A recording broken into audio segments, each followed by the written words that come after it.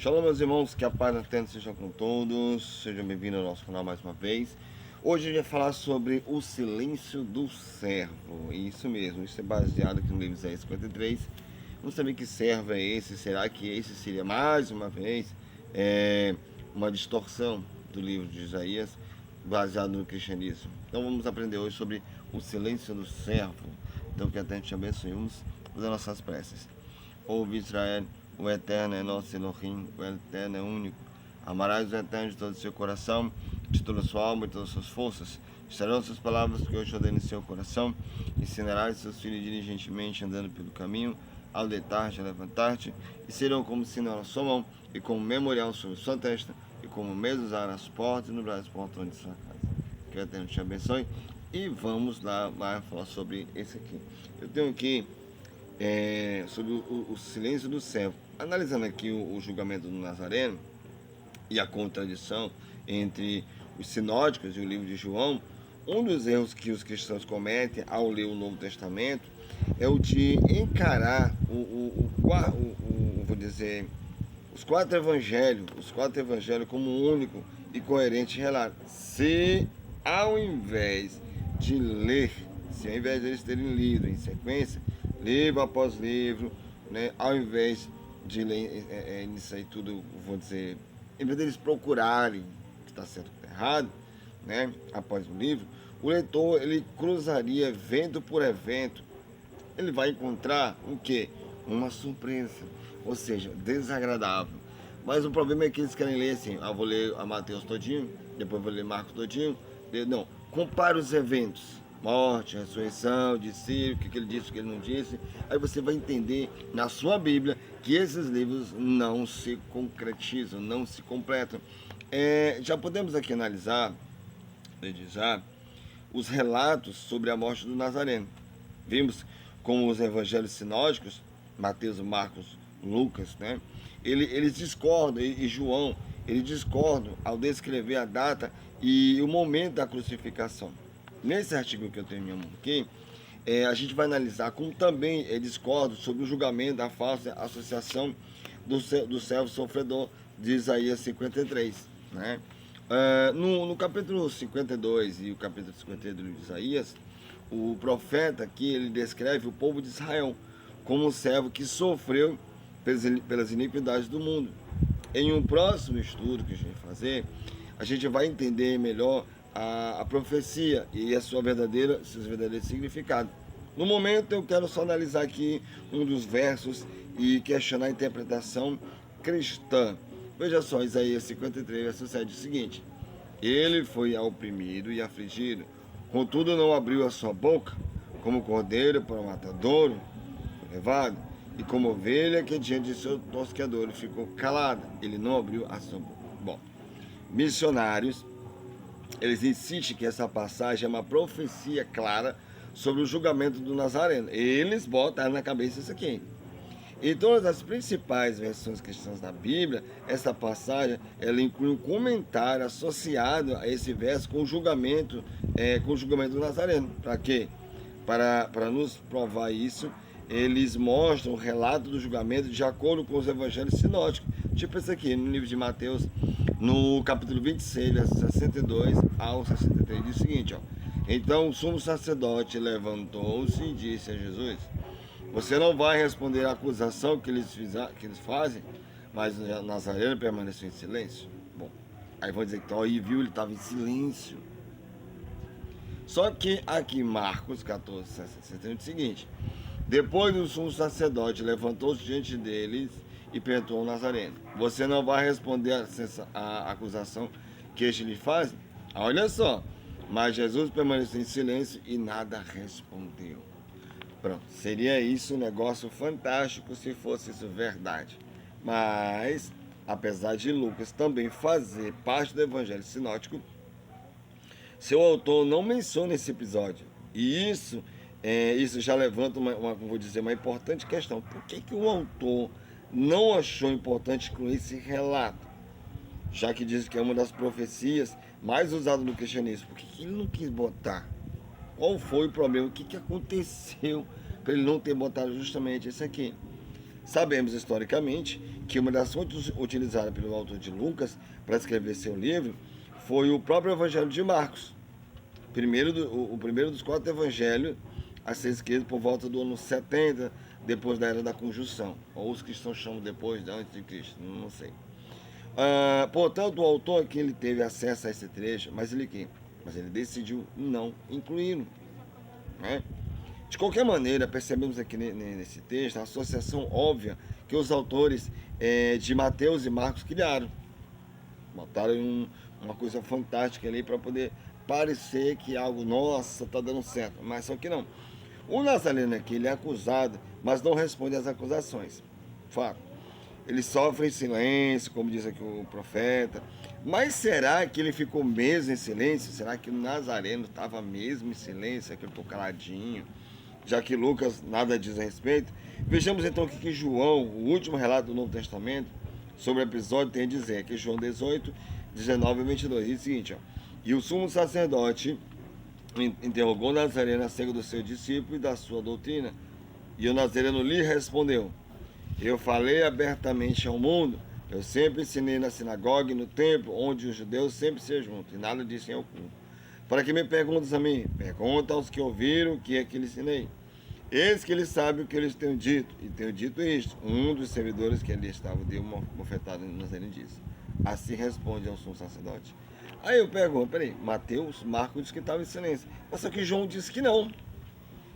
Porque esse texto todinho aqui é ele falando com o povo dali do Sinédrio. Como é que ele poderia estar em silêncio? Será que é raro nisso aí? Bom, como conciliar o relato de Marcos se nada respondeu?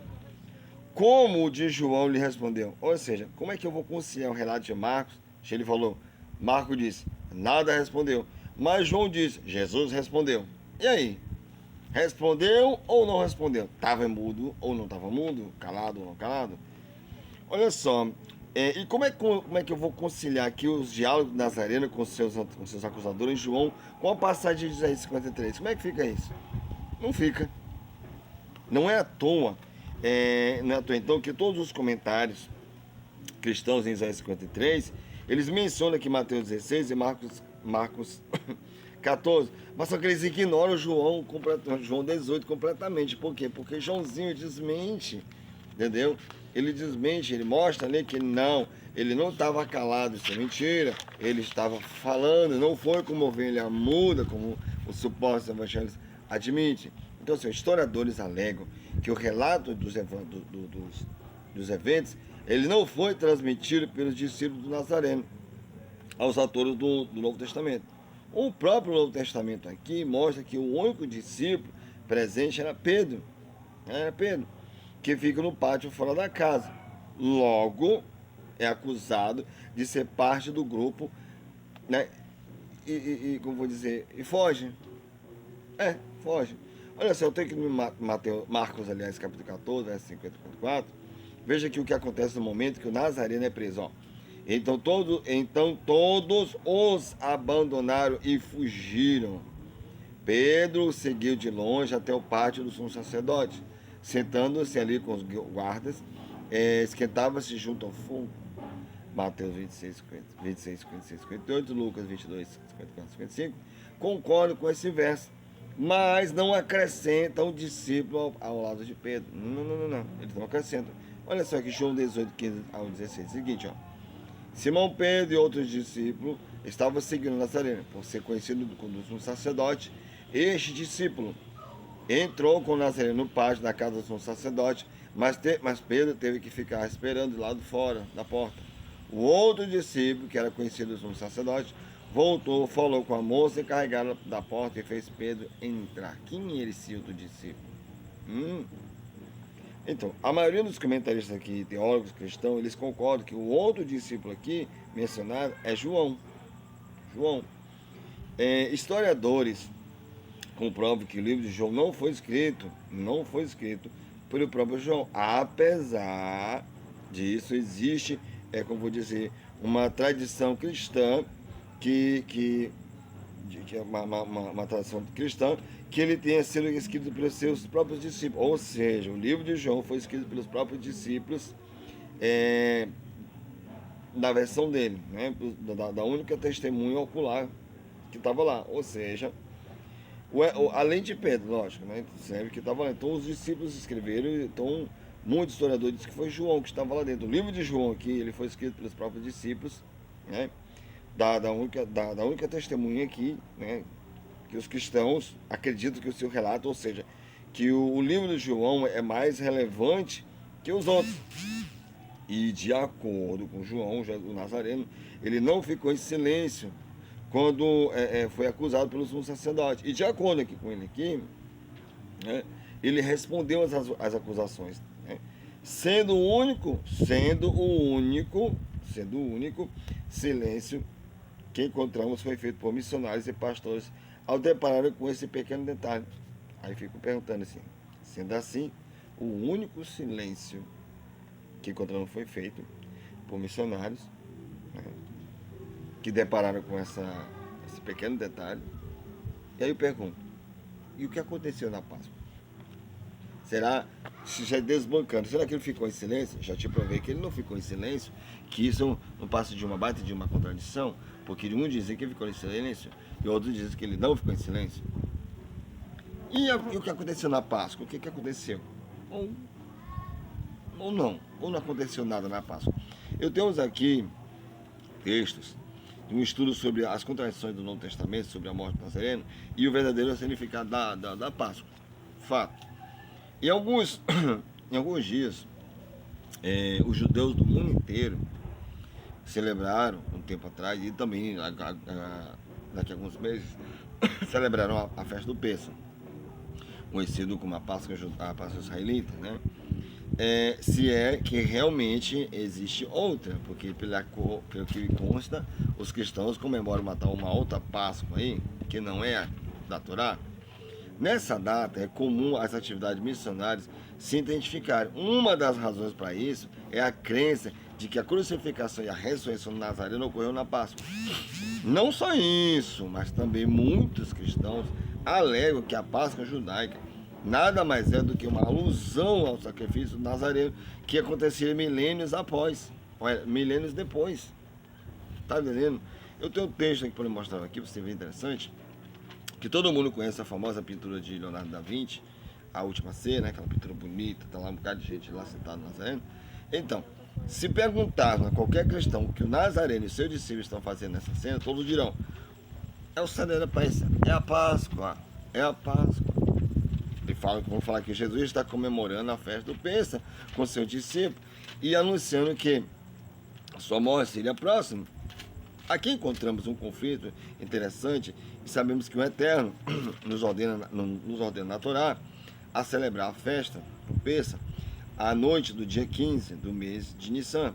Olha só, Levítico 23, versículo 5 ao 6. Diz o seguinte: no primeiro mês, aos 14 dias do mês, pela tarde, é Pêssego para o Eterno, e aos 15 dias deste mês é a festa dos pães ázimos do Eterno.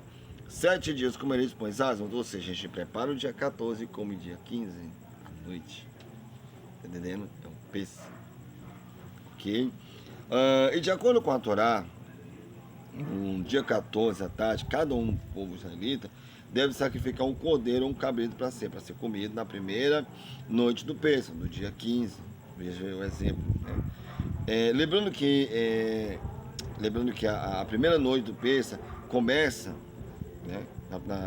Aliás, eu vou dizer que, lembrando que a primeira noite do Pêssego começa ao anoitecer do dia 14 de Nissan, entrando até o dia 15. De acordo com os evangélicos sinóticos, Mateus, Marcos e Lucas, foi nessa noite que o Nazareno fez sua última refeição. Vejamos o que diz aqui, eu tenho aqui minha mão, a Bíblia, que diz o seguinte, Mateus 26, 17 e 20. No primeiro dia da festa dos pães ázimos, os discípulos dirigiram-se ao Nazareno e lhe perguntaram: onde queres que preparamos a refeição do Pêssego? O mestre diz: o meu tempo está próximo, vou celebrar a Páscoa com meu discípulo em sua casa. Os discípulos fizeram como o Nazareno os havia instruído e prepararam a Páscoa. E ao anoitecer, o Nazareno estava reclinando na mesa com os 12. Marcos 14, 12 diz o seguinte: e no primeiro dia dos pães ázimos, quando sacrificavam a Páscoa, disseram aos discípulos: aonde queres que vamos fazer os preparativos para comer a Páscoa? E saindo seus discípulos, foram à cidade e acharam como ele tinha dito, e prepararam a Páscoa. E chegaram à tarde, foi com os 12, e quando estava assentando-se a comer. Lembre-se, aqui fala à tarde, e ao anoitecer. Aqui no outro que eu tenho para dizer aqui para vocês, eu tenho que vir da página aqui, é Lucas capítulo 22, versículos 7 ao 15, diz o seguinte: chegou, porém, o dia dos ázimos, em que importava sacrificar a Páscoa, e mandou Pedro e a João, dizendo: ide, preparai-vos a Páscoa para que comamos. E indo eles acharam como eles haviam se dito, e prepararam a Páscoa, e chegaram a hora, pôs-se à mesa e com eles os apóstolos, e disse: desejei muito comer convosco essa Páscoa antes que padeça. Então já estava prevendo aqui a suposta da mortificação deles preparado na cruz. De acordo com esses 3 livros aqui, após ser lembrado Peça, o Nazareno é capturado e levado ao julgamento. Fato. No dia seguinte, o Nazareno é condenado e crucificado, morrendo pouco antes da anoitecer. Mas só que tem alguém que discorda dessa história. Ninguém menos do que o autor do 4º evangelho. Quem? João. Né? Olha só, João 1,29 diz: no dia seguinte, esse aqui é João Batista.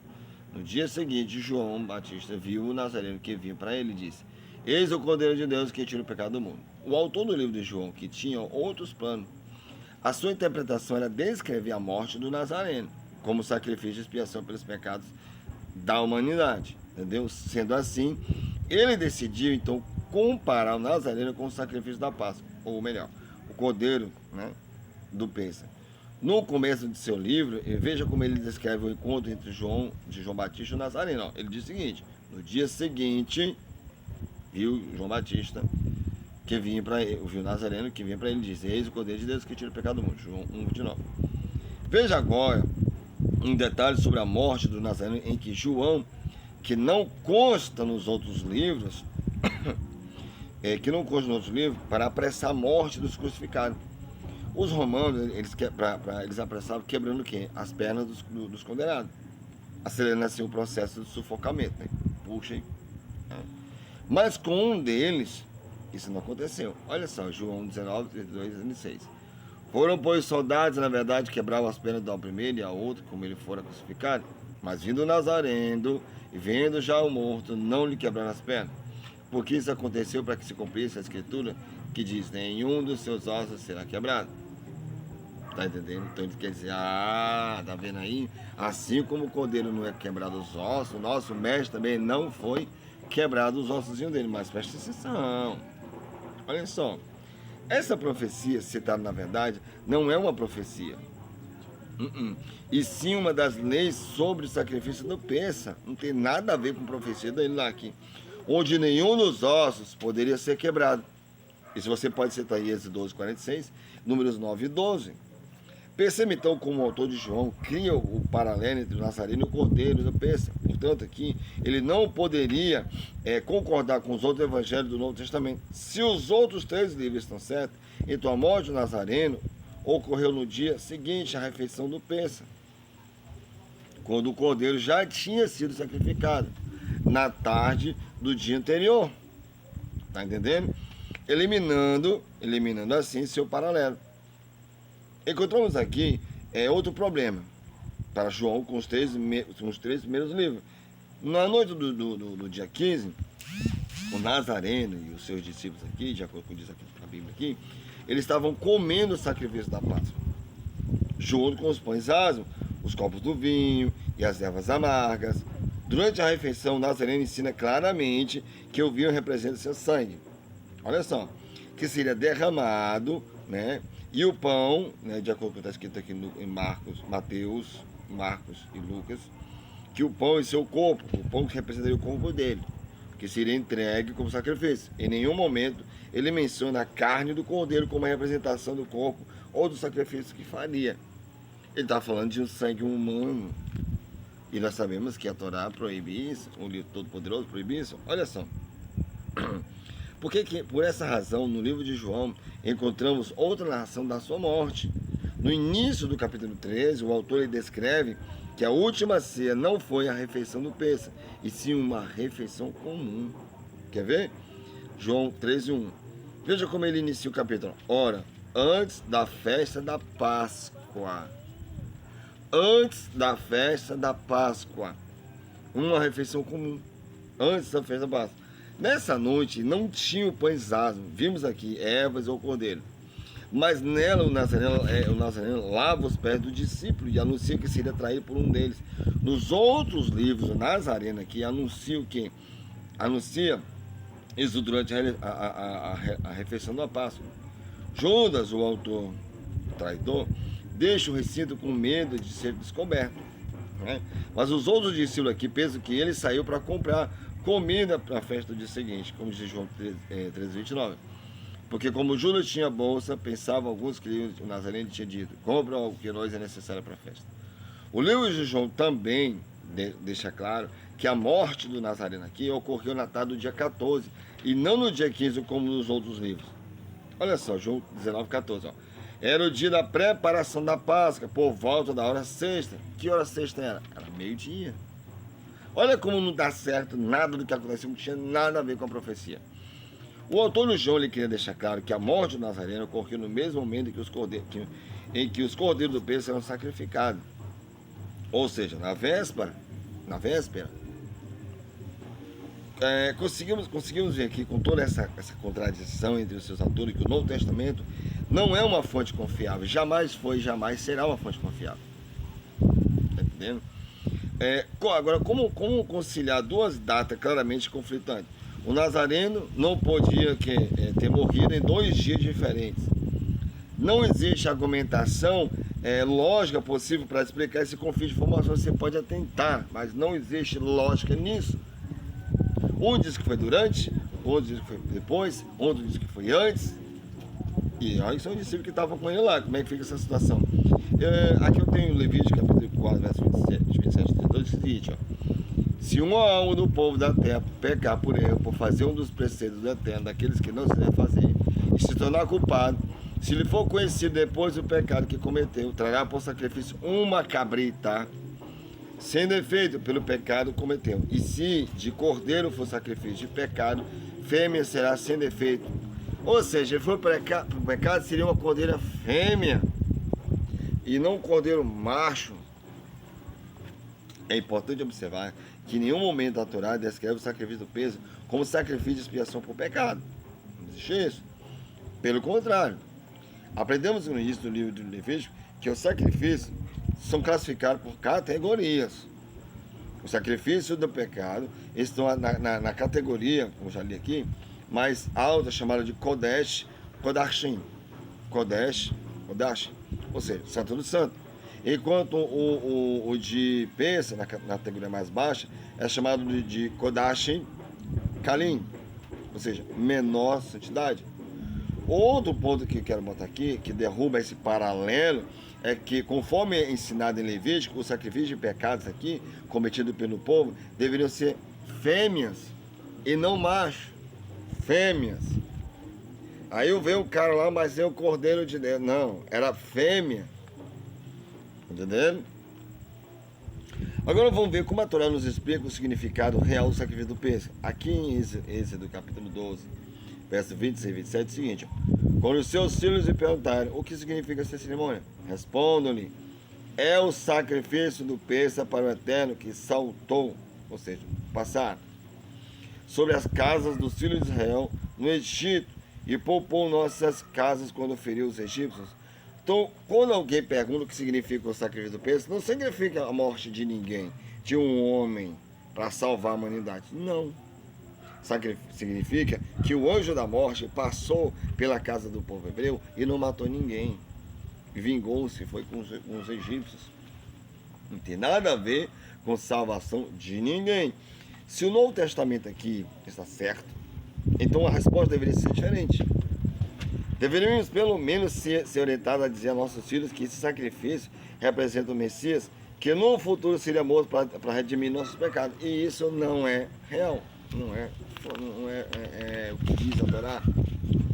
Não fala de sacrifício de ninguém, de nenhum humano por ninguém. Está entendendo? Por quê? Sabemos também que o livro Levítico 16, a Torá nos ensina que o dia em que se trazia o sacrifício da expiação de pecados era o Yom Kippur. É o dia da expiação. e não no Pêssar. Você vê como o negócio é, ele morreu no Pêssar, sendo que se for expiação de pecados, seria no Yom Kippur, não na Páscoa.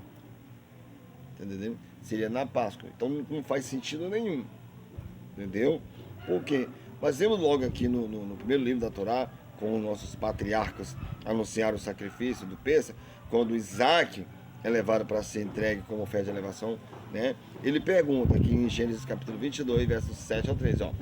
Então falou Isaac a Abraão, seu pai, e disse: meu pai, e ele disse: eis-me aqui, meu filho. E ele disse: eis aqui o fogo e a linha, mas onde está o cordeiro para a oferta de elevação? E disse Abraão: o Eterno proverá para si o cordeiro, o animal, para a oferta de elevação, meu filho. Assim caminharam ambos juntos. Então levantou-se Abraão os seus olhos e olhou, e eis um carneiro detrás dele, travado pelos seus chifres no mato. E foi Abraão e tomou o carneiro, um bicho, e ofereceu em holocausto em lugar de seu filho, e não o seu filho. Ah, mas é prefiguração do Nazareno. Ah, fala, por favor, não tem nada a ver uma coisa com a outra. Aqui fala de um animal. Repara aqui que Isaac pergunta sobre o cordeiro, né? E ele diz: o Eterno lhe entrega o cordeiro. Nossos sábios, eles explicam que o cordeiro, a que Abraão se refere quando diz: o Eterno proverá para seu cordeiro, esse era o cordeiro do Pêssar. Era um animal, porque Abraão sabia que o Eterno não ia deixar ele sacrificar o seu filho, mas sabia também que o cordeiro seria provido, né?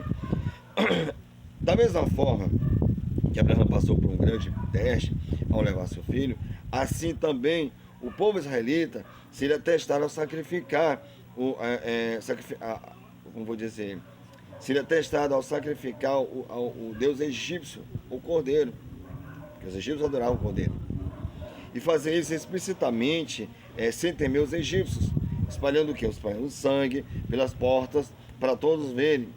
Aquilo para os egípcios era horrível, porque o cordeiro para eles era uma divindade. Aqueles que passaram no teste mereceram a redenção. Que sejamos nós, né, também ser merecedores da redenção. E que esse Pêssar seja celebrado todos como verdadeiro significado. Entendendo?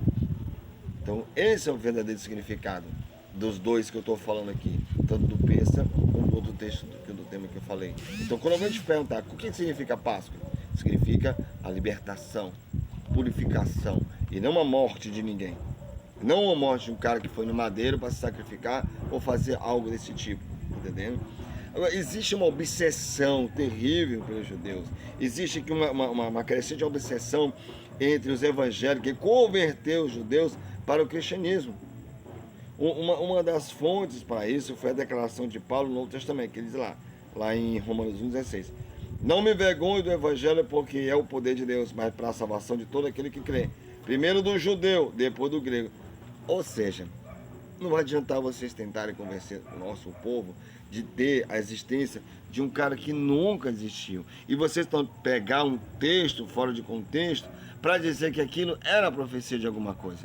Não tinha profecia nenhuma de sacrifício, não tem profecia nenhuma de um homem se sacrificando.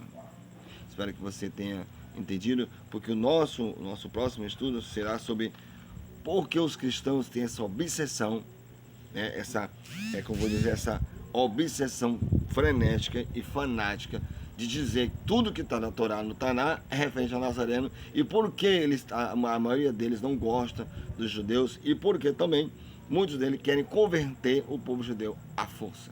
Então que o Eterno seja contigo, que seja uma proteção, uma abertura de mente, de espírito e de alma na tua vida, para todos sempre, e agradecemos ao Eterno.